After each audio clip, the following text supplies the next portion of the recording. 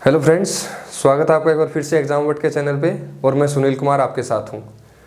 दोस्तों, पिछली क्लास में हमने बात करी थी नेट जेआरएफ के बारे में कि नेट क्या है, जेआरएफ क्या है, और इस वीडियो में हम बात करेंगे हमारा जो मुख्य सब्जेक्ट है जिसके लिए हम यहाँ पर आए हैं वो है हिंदी साहित्य। तो पिछली क्लास में हमने फर्स्ट पेपर की बात करी थी जिसमें हमने आपको बताया कि फर्स्ट पेपर की अलग अलग जो यूनिट्स हैं 10 यूनिट जो थी उनके बारे में हमने बताया। फर्स्ट पेपर में 50 क्वेश्चन आएंगे, 100 नंबर के आएंगे, वो सारी चीज़ें बताई। अब हम बात करेंगे हिंदी साहित्य। हिंदी साहित्य का जो पेपर होगा उसमें 100 क्वेश्चन हमारे पास आएंगे।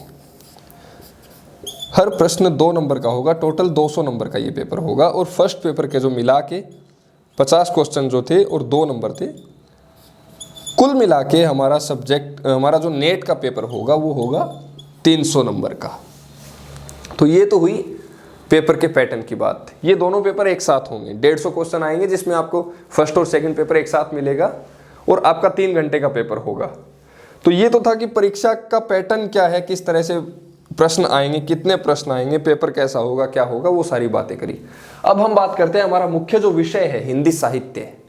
तो हिंदी साहित्य जो विषय है, नेट के लिए हिंदी साहित्य के 10 यूनिट्स हमें पढ़नी पड़ेंगी।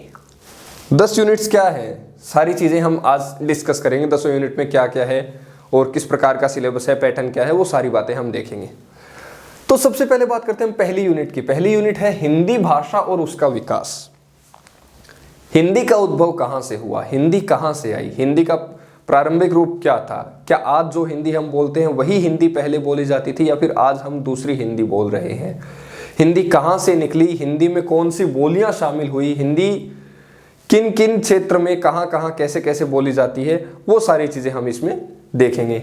हिंदी का राजभाषा के रूप में विस्तार है, राजभाषा के रूप में मान्यता है तो कौन कौन इसके समर्थन में थे, क्या क्या समितियां बनी, क्या राष्ट्रभाषा है या नहीं है, वो सारी चीज़ें हम पहली यूनिट में डिस्कस करेंगे। हिंदी भाषा और उसका विकास, जैसा कि इसके नाम से स्पष्ट हो रहा है, हिंदी भाषा और उसका विकास, यानी कि हिंदी कैसे बनी और आज हिंदी कहाँ पर है, ये 2 चीज़ें हमें इसमें डिस्कस करनी है। दूसरी यूनिट में हिंदी साहित्य का इतिहास और हिंदी साहित्य की गद्य विधाएं। हिंदी साहित्य का इतिहास, ये बड़ी यूनिट है, बहुत बड़ा पोर्शन है, इसको हमें ध्यान से पढ़ना होगा। हिंदी साहित्य का इतिहास यानी कि हिंदी साहित्य की शुरुआत कहाँ से होती है, हिंदी साहित्य, आज जो चीज़ें हम पढ़ रहे हैं, साहित्य का मतलब क्या है, हिंदी साहित्य में पहले कौन से बड़े रचनाकार हुए, कितने रचनाकार हुए, उन्होंने क्या क्या लिखा है, किस किस दौर में लिखा है, कैसा कैसा लिखा है, उन सारी चीज़ों की हम इसमें बात करेंगे। दूसरी बात, हिंदी साहित्य की गद्य विधाएं। 2 चीज़ें होती हैं,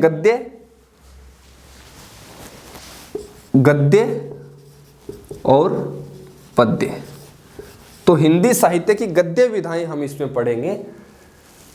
तो गद्य में कौन क्या क्या आ जाएगा, नाटक, उपन्यास, कहानी, निबंध, आलोचना, यात्रा, वृत्तांत, ये सारी चीजें गद्य विधाओं में आएगी और यहाँ पर हम गद्य विधाओं को पढ़ेंगे।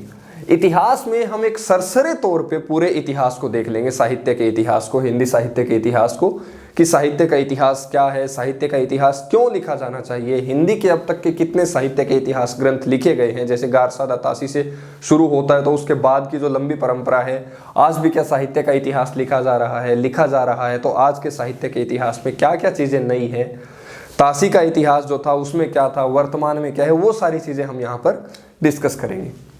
साहित्य की गद्य विधाओं में जैसा कि हमने आपको बताया कि नाटक, कहानी, उपन्यास, निबंध, आलोचना, यात्रा, वृत्तांत, संस्मरण, एकाकी, ये सारी चीजें हम साहित्य की गद्य विधाओं में पढ़ेंगे। गद्य और पद्य 2 चीजें होती है। पद्य यानी कि आज के दौर में हम ले तो कविता, और गद्य जो कविता नहीं है, सीधा सीधा इसका मतलब यही है। बाकी इसमें विस्तार से समझने की बातें उस पर हम बाद में डिस्कस करेंगे। तीसरी चीज है साहित्य शास्त्र, इसको हम काव्य शास्त्र भी कह सकते हैं। साहित्य शास्त्र के 2 रूप हम पढ़ेंगे, भारतीय और पाश्चात्य। तो काव्य शास्त्र क्या है, इसमें कई चीजें हम पढ़ेंगे। काव्य हेतु क्या है, काव्य प्रयोजन क्या है, काव्य लक्षण क्या है।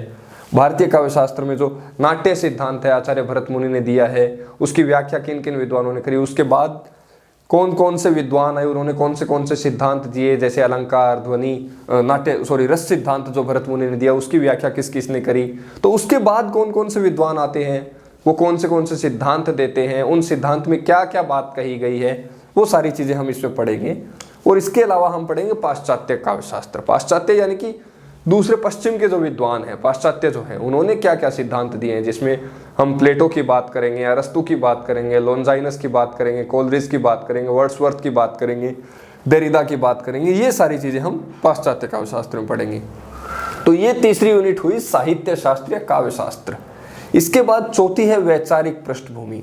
वैचारिक पृष्ठभूमि यानी कि कौन से वैचारिक जो आंदोलन जिसको हम कह सकते हैं वो इस विचारधारा में आकर चलते हैं। जैसे नवजागरण, फोर्ट विलियम कॉलेज में जो खड़ी बोली हिंदी के लिए जो चला वो आंदोलन, या फिर मार्क्स की जो विचारधारा है, दलित विचारधारा है, स्त्री विमर्श को लेकर जो विचारधारा चली, उन सारी चीज़ों की हम बात करेंगे वैचारिक पृष्ठभूमि में।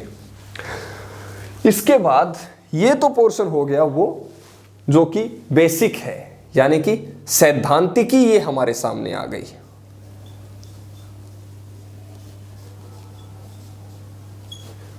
और ये चारों यूनिट हिंदी से जुड़ा हुआ कोई भी कॉम्पिटिटिव एग्जाम हम देते हैं तो उसमें हमें काम देती है। हिंदी साहित्य जिसमें हमारा मुख्य विषय होगा, उसमें ये चारों यूनिट हमें लगातार पढ़नी पड़ेंगी।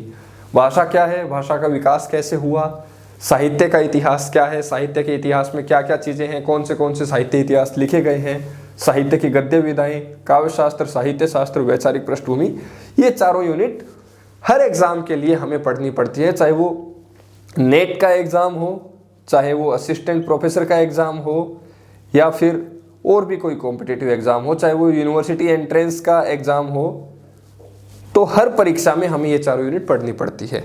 इसके बाद इधर 6 यूनिट जो है ये है टेक्स्ट, यानी कि पाठ कौन सा हमारे लगा है। तो पिछले 2 साल से हिंदी में जो पाठ लगे हैं उनको चेंज कर दिया गया है। पहले हिंदी में जो टेक्स्ट था वो छोटा था, हिंदी में टेक्स्ट था वो थोड़ा आसान था, पर अभी पिछले कुछ समय से इसको बदल दिया गया है और इसमें 6 यूनिट विशुद्ध रूप से टेक्स्ट की या पाठ की लगा दी गई है। इसमें क्या क्या है, हिंदी कविता, उपन्यास, कहानी, नाटक, निबंध और आत्मकथा, जीवनी और अन्य गद्य विधाएं। कविता में क्या है, कविता को अगर हम देखें, कविता का सिलेबस देखेंगे तो इसमें आप देखेंगे कि पृथ्वीराज रासो से लेकर और आदिकाल जिसमें पृथ्वीराज रासो लिखा गया, वहां से लेकर आधुनिक काल तक की रचनाएं हमें पढ़ने को मिलेंगी। दूसरा है उपन्यास। उपन्यास, इसमें हमारे पास अलग अलग रचनाकारों के उपन्यास लगे हैं, जैसे शेखर एक जीवनी लगा है, आपका बंटी लगा है, बाणभट्ट की आत्मकथा, नहीं बाणभट्ट की आत्मकथा तो नहीं है, शेखर एक जीवनी है, आपका बंटी है, और भी कई उपन्यास लगे। हाँ, बाणभट्ट की आत्मकथा भी इसमें शामिल है। इसके बाद कहानियाँ, हमारे पास कई कहानियाँ लगी हैं, जैसे डॉक्टर अमरकांत की कहानी है, या और भी कई रचनाकार हैं, उनकी कहानियाँ हमें पढ़ने को मिलेंगी। नाटक, निबंध, आत्मकथा, जीवनी और अन्य गद्य विधाएं, ये भी हमारे टेक्स्ट का बहुत बड़ा पोर्शन हमें पढ़ने को मिलेगा। इसमें काफ़ी सारे रचनाकार लगे हैं जिनकी रचनाएं हमें पढ़नी है, पर इसमें सवाल क्या बनेंगे और इसमें सवाल क्या बनेंगे, सबसे बड़ी बात इसमें तो सीधा सीधा समझ में आ गया कि भाई भाषा का विकास है तो उसमें से कोई भी सवाल उठ सकता है कि भाषा का स्वरूप कैसा था, भाषा आज कैसी है, भाषा के विकास में किन किन लोगों का योगदान रहा है, कौन से भाषा को लेकर आंदोलन हुए, वो सारी चीज़ें हम पढ़ लेंगे। इसी प्रकार साहित्य और इनसे जुड़े सवाल हो जाएंगे। इसमें सवाल क्या आएगा, ये बड़ा सवाल है। कविता में सवाल आएगा तो कविता में क्या पूछा जाएगा, कविता में हमसे अलंकार पूछ सकते हैं, हमसे रस पूछ सकते हैं, रचना की पंक्तियां पूछ सकते हैं, कुछ भी पूछा जा सकता है। यही सारी चीज़ें पाठ में हमें पढ़नी है। तो इस प्रकार पाठ का भी एक बहुत बड़ा पोर्शन हमारे लगा है, और इधर जो सैद्धांतिकी है उसका भी एक बहुत बड़ा पोर्शन हमारे सिलेबस में लगा है। इन दोनों को मिलाकर हमारे पास 100 सवाल आने, हाँ 100 सवाल आने हैं, 2-2 नंबर के, टोटल 200 नंबर। तो ये 10 यूनिट हैं, 10 यूनिट में से 100 सवाल, यानी कि हर यूनिट में से 10 सवाल हमारे पास आएंगे।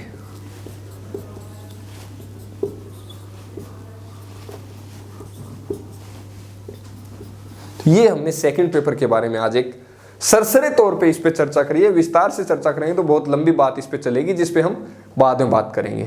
तो आज हमने सेकंड पेपर की बात करी, पहली वीडियो में हमने फर्स्ट पेपर की बात करी थी। इन दोनों को जब हम मिला के देखेंगे तो आप यूजीसी नेट या जिसको एनटीए नेट बोलते हैं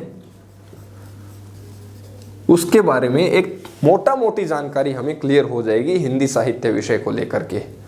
इसके बाद इनसे जुड़ी हुई विस्तार से जानकारी के लिए जो भी वीडियोस होंगी उस पर हम आगे बात करेंगे। ये इस जानकारी से जुड़ी हुई कोई भी आपको अगर शिकायत है, कोई सुझाव है, कोई सवाल है तो आप हमें कमेंट बॉक्स में बता सकते हैं। और साथ ही हम टेलीग्राम चैनल पे भी इसका पूरा डिटेल्ड सिलेबस है वो डाल देंगे, और उससे जुड़े हुए सवाल आप चैनल में भी हमसे पूछ सकते हैं। तो बाकी बातें हम बाद में करेंगे। धन्यवाद।